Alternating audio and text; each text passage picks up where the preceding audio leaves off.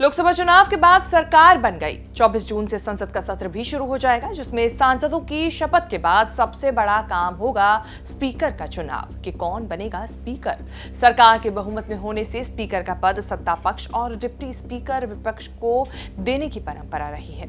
सरकार और विपक्ष में सहमति बनने पर आम सहमति से दोनों पदों पर नियुक्ति हो जाती है, लेकिन सहमति नहीं बनी तो चुनाव तय है। जो भी होना है वो 26 जून को हो जाएगा।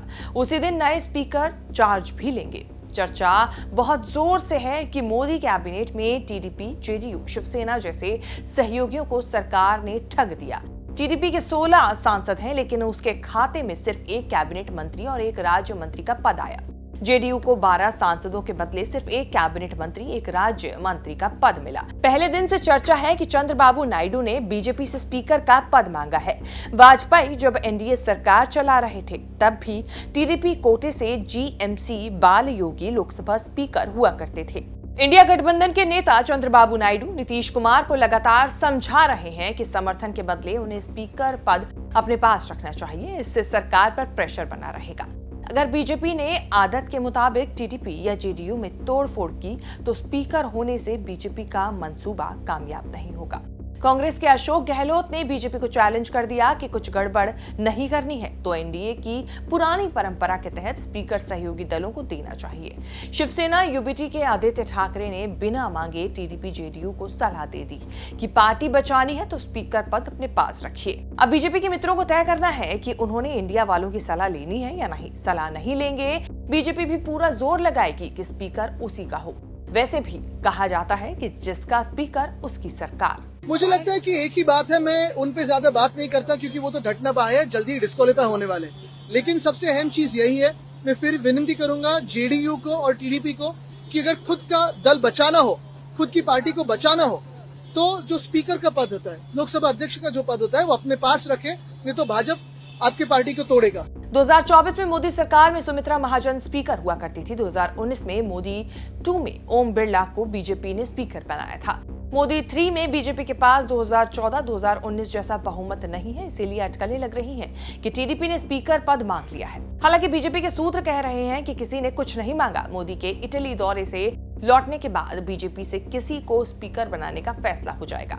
यहीं से स्पीकर के लिए टी पुरंदेश्वरी के नाम की चर्चा हो रही है। पुरंदेश्वरी आंध्र प्रदेश की बीजेपी के अध्यक्ष और सांसद हैं। पुरंदेश्वरी की पार्टी बीजेपी है, लेकिन परिवार चंद्रबाबू नायडू का है। पुरंदेश्वरी नायडू की पत्नी भुवनेश्वरी की बहन और चंद्रबाबू नायडू की साली लगती है। बीजेपी ने पुरंदेश्वरी का नाम बढ़ाया तो चंद्रबाबू नायडू विरोध नहीं कर पाएंगे, और अगर चंद्रबाबू ने पुरंदेश्वरी का नाम लिया तो बीजेपी भी विरोध नहीं करेगी। ऐसी चर्चाओं की पुरंदेश्वरी ने ना तो पुष्टि की और ना ही खंडन किया। There is a news coming out that Purandeshwari ma'am is going to be a position of speaker, and are you ready if I have a responsibility already in front of me as the Andhra Pradesh BJP president. So I think I need to live up to this responsibility. What my leaders would decide for me is up to them to decide. But right now I'm living up to my responsibility. Thank you. Speaker संवैधानिक और बेहद शक्तिशाली पद होता है। संसद में voting जैसे मौकों पर तो स्पीकर की शक्तियां अपार हो जाती हैं। माना जाता है कि 1999 में जब एक वोट से वाजपेयी सरकार गिर गई थी, उस समय स्पीकर बाल योगी ने ही ओडिशा सीएम रहते हुए कांग्रेस सांसद गिरिधर गमांग को वोट देने दिया था। गिरिधर गमांग के एक वोट से वाजपेयी सरकार गिर गई थी। तब एआईएडीएमके की जयललिता ने एनडीए सरकार से समर्थन वापस लेकर अविश्वास प्रस्ताव का सामना करने के लिए मजबूर किया था। 2024 में स्पीकर का रोल इसलिए भी बहुत अहम माना जा रहा है क्योंकि मोदी सरकार 3 में टीडीपी जेडीयू के समर्थन से बनी है। जिस दिन दोनों ने बीजेपी से मुंह फेरा, उस दिन मोदी की सरकार खतरे में पड़ जाएगी। अविश्वास प्रस्ताव या किसी बिल के पास कराने जैसे मौके पर स्पीकर का फैसला ही अंतिम माना जाता है। मोदी सरकार 2 में विपक्ष स्पीकर के कारण भी हैरान परेशान रहा। स्पीकर ओम बिरला पर आरोप लगते रहे कि उन्होंने पक्षपात करते हुए सरकार के हित में फैसले लिए। विपक्ष के सांसदों के बोलने पर माइक बंद कराना, भाषण देते समय विपक्ष के सांसदों को संसद टीवी पर नहीं दिखाना बहुत कॉमन हो गया था। राहुल को भाषण नहीं देने देना, भाषण देते समय राहुल गांधी को संसद टीवी पर ना दिखाने को लेकर बड़ी राजनीति होती रही। राहुल जी को बोलने दो, राहुल जी को बोलने दो। स्पीकर लोकसभा का हो या फिर विधानसभा में हो, सरकार की चाबी अपने हाथ में रखता है।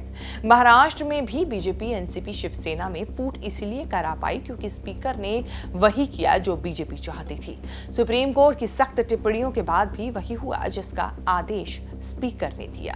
अब देखना होगा कि यहाँ स्पीकर का चुनाव कौन जीत पाता है, स्पीकर किसे बनाया जाता है।